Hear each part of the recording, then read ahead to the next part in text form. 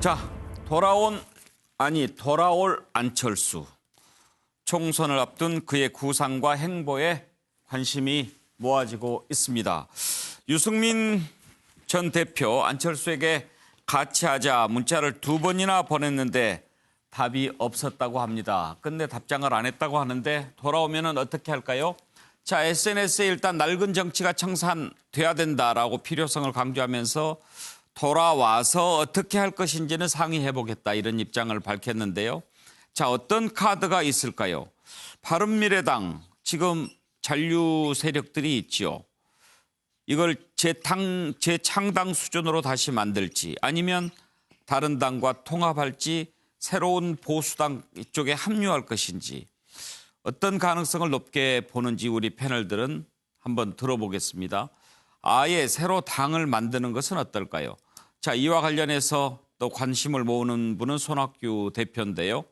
그전에 안철수 대표 돌아오면 모든 욕심 비우겠다라고 했는데 내가 무조건 사퇴하겠다고 한 얘기는 아니다 이렇게 얘기했습니다. 자, 관련된 녹취를 좀 들어보죠. 최근에 안철수 전 의원님하고 뭐 통화하시거나 연락하신 적이 있으신가요? 이 변화와 혁신을 위한 비상행동을 할 때 제가 10월 초, 11월 말 이렇게 제가 같이 하자는 그런 이야기를 이제 문자를 드렸는데 답을 못 받은 그게 지금 상태입니다. 응답이 없나요? 예. 자, 박원석 의원, 안철수 대표 돌아오면 어떻게 할 것 같습니까? 아주 간명하게 얘기하면 새정치 시즌2죠. 그러니까 지난 이제 새해 인사 메시지를 내면서 정계복귀를 알렸는데 그 행간을 읽어보면 기성 정치 모두를 낡은 정치와 기득권 정치로 몰고 그 반대편에 본인은 뭔가 이 미래를 대비한 새로운 정치를 하겠다 이런 메시지가 담겨져 있고 아마 바른미래당 내에 본인과 그동안 뜻을 같이 했던 의원들을 모태로 하되 손학규 대표와 함께 총선을 치를 가능성은 없어 보이고 뭔가 새로운 제3지대에 깃발을 들 텐데 제가 성공 가능성에 물음표를 3개를 찍었습니다. 이게 4년 전만 해도 안철수의 새정치에 대해서는 기대감이 있었어요. 그게 모호하다는 평은 많았지만 기성 정치에 대한 반감과 혐오가 굉장히 컸기 때문에 특히 호남을 중심으로 기대감이 있었는데 그 미천을 어떻게 보면 스스로 다 털어먹은 셈이지 않습니까? 근데 과연 그 4년 전과 같은 그런 기대와 호응이 받쳐줄지는 의문이고 제3지대를 만든다고 하더라도 4년 전에 국민의당 돌풍과 같은 그런 결과를 내기는 굉장히 어려운 상황 아닌가 싶습니다. 그래요. 새 정치 이미지를 그대로 다시 살려낼 수 있을까? 최경철 의원은 어떻게 전망하십니까? 저는 판넬에도 썼다시피 정치판에도 유통기한이 있습니다. 그러니까 뭐 예전에 김영삼 대통령이나 김대중 대통령 같은 분들은 정치 컴백이 가능했습니다. 근데 지금은 정치 컴백이 매우 어렵습니다. 이회창 전 총재가 대선에서 낙선한 뒤에 그 뒤로도 계속 대선 나왔습니다.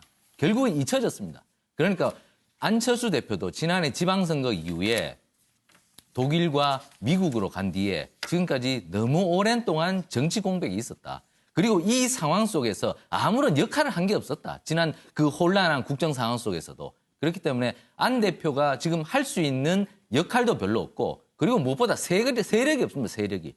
정치판은 세력이 있어야 됩니다. 지금 세력이 없는 상황에서 안철수 대표가 또다시 기대해야 될 것은 참신함인데 벌써 4년 전에 국민의당 돌풍이 아직도 참신함으로 기억되겠습니까? 제가 볼 때는 안철수 전 대표가 가졌던 무기들이 지금은 상당 부분 유통기한이 지나서 맛을 잃어버렸다. 그렇기 때문에 정치판에 어필할 것이 별로 없다. 저는 안철수 대표가 돌아온다 한들 찻잔 속에 태풍에 그칠 거라고 봅니다. 그렇게 높게 평가하지 않으시는군요. 차지원 교수, 그동안에 마라톤을 많이 했다고 그러죠? 그렇죠. 뭐 본인 입장에서는 상당히 그러니까 연수 중에도 나름대로 그러니까 장기 마라톤을 뛰면서 상당한 아마 전국 구상을 했던 것으로 보입니다. 그런데 우리말에 이런 말 있잖아요. 삼세번이라는 말이 있잖아요. 삼세번. 삼세번이라는 말은 국어사전에 찾아보면 더도 덜도 없이 꼭 3번이거든요. 우리나라 사람들이 상당히 3번 정도는 기회를 줘요. 그래서 제가 생각했을 때 안철수 대표가 3번의 기회를 있었어요. 2012년 대선 당시에 새정치 바람으로 해서 강력한 대권 주자가 됐지 않습니까? 그래서 이제 단일화됐고요. 두 번째가 2014년도에 새정치민주연합 제1야당의 대표가 됐어요.